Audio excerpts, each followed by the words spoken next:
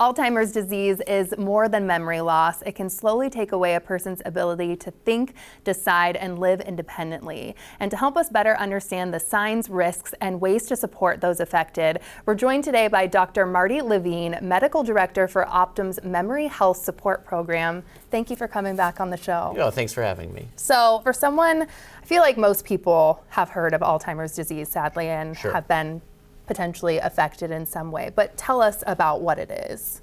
Yeah, so Alzheimer's is the most common kind of dementia. Dementia is a term that refers to when people develop loss in their ability to think straight, and it affects their independence. That's the most basic term. So usually they develop trouble thinking, and then they have early troubles with things like, how do I pay the bills? How do I manage my medicine? How do I get around town? When those kinds of things show up, that's Alzheimer's or another kind of dementia. And how common is this? It is pretty common. It's primarily a condition of older people. It's about 10% of people 65 and up. And then the prevalence increases as people get older. So middle 80s, it's 1 in 3. Oh my So gosh. it's just very common of older people. Yeah, it makes sense. And the word Alzheimer's, when we hear that, it scares a lot of people. But you were talking about earlier how it's to kind of switch the thinking a little bit and more about caregiving. So can you speak to that? Yeah, I mean, Alzheimer's is a word, it scares the public and people think it's a bad kind. It actually is just the most common kind. There was a doctor in 1910 who wrote a paper about it. He was Dr. Alzheimer. So it's just attached, his name's attached to this condition, unexplained dementia of older people. Most people with Alzheimer's end up living their lives at home with help from their kids or their spouse. They don't end up in nursing homes. We all have memories. We know somebody who's had that path. It does happen, but it's a misunderstanding that for most people, they just need help. They still live in their own homes. And when they do pass away, most people pass away of old age. Okay. And what So just causes to not make this? it so scary. Right. No, and I Yeah. appreciate that. What causes this? What's as well? really, we don't really know the straight answer. It probably has multiple causes.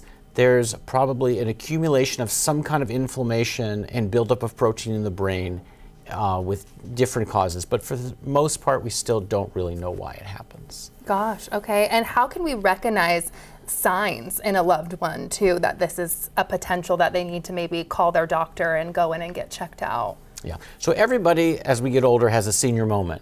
Can't remember that person's name, you know, you can't remember that number. That's no big deal. And then some people will clearly not think as well, but they're managing everything at home still. They can keep their appointments, pay the bills, keep the house clean. They don't have dementia. They don't have Alzheimer's. But when people start to not be able to manage stuff they used to be able to manage, that's a sign of something more serious, and that's when you definitely should get it checked out. So if someone was really good at cooking a complex meal, I don't know what kind of dish it was easy, and then they just can't do it anymore.